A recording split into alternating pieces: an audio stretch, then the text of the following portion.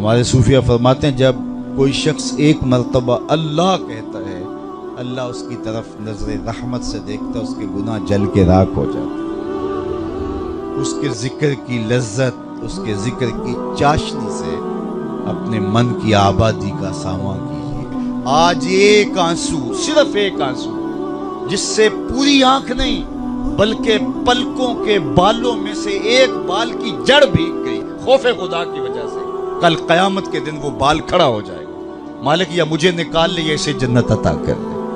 اللہ اکبر۔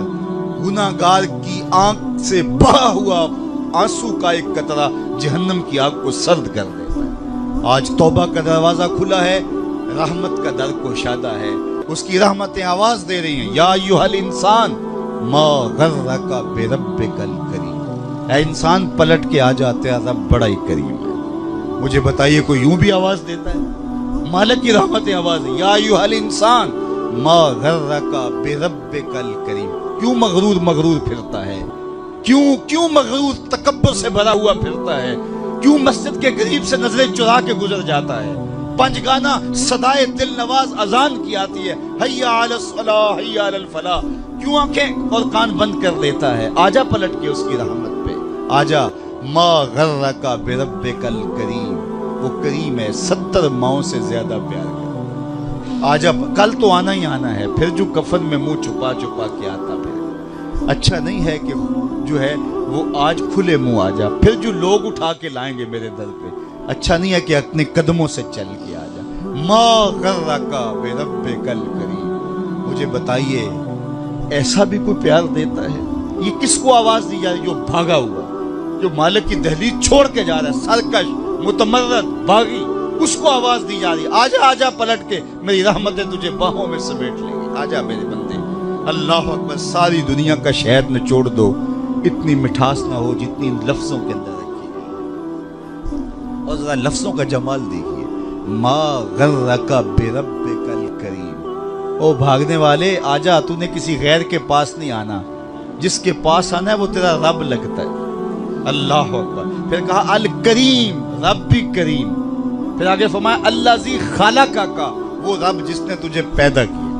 دیکھ تیرا اس کا رشتہ کتنا گوڑا ہے، وہ تیرا خالق لگتا ہے۔ ماں بندے بچے سے کتنا پیار کرتی ہے، اللہ اکبر۔ اس کے پیار کو کسی ترازو پہ تولا جا سکتا ہے؟ کہتے ہیں سمندر کی پاتال تک تو شاید کوئی پہنچ گیا ہو، لیکن ماں کے پیار کا کنارہ آج تک کسی کو نہیں ملا۔ ماں جب بولتی ہے تو اس کے لہجے میں جبریل بولتا ہے، ماں جب مسکراتی ہے تو لگتا ہے جنت کی ساری کلیاں کے لٹی۔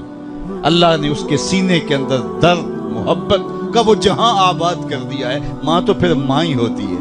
ایک شاعر ہوا تابش، اس نے ماں کے پیار کا کیا نقشہ کھینچا۔ مدت ہوئی میری ماں نہیں سوئی تابش، میں نے ایک بار کہا تھا مجھے ڈر لگتا ہے۔ کہا ایک بار میں نے کہا تھا امی مجھے رات کو ڈر لگتا ہے، میری ماں آج تک اسی خیال میں رہتی ہے میرے لال کو کہیں ڈر نہ لگ رہا۔ اولاد کے لیے ماں کے سینے کی تڑپتی ممتا، محبتوں کا آباد جہان، ماں پھر ماں ہی ہوتی ہے۔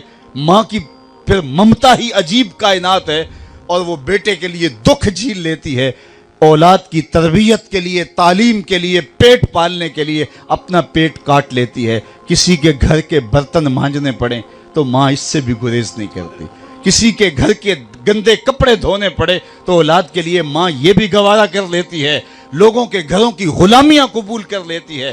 شہر میں آ کر پڑھنے والوں بھول گئے ہو کس کی ماں نے کتنا زیور بیچا ہے۔ مائیں اولادوں کے لیے کن کن مراحل سے گزرتی ہیں۔ ماں کو اپنی اولاد سے اتنی محبت کیوں ہے؟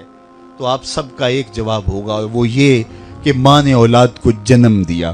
میرے بس ایک جملے کو سن لیں اور اس پہ تقریر اور گفتگو ختم بھی کر دوں تو میرا آنا با مقصد ہوا۔ ماں اتنا پیار اولاد سے اس لیے کرتی ہے کہ ماں نے اولاد کو جنم دیا ہے۔ یار جس نے جنم دیا ہے وہ اتنا پیار کرتی ہے۔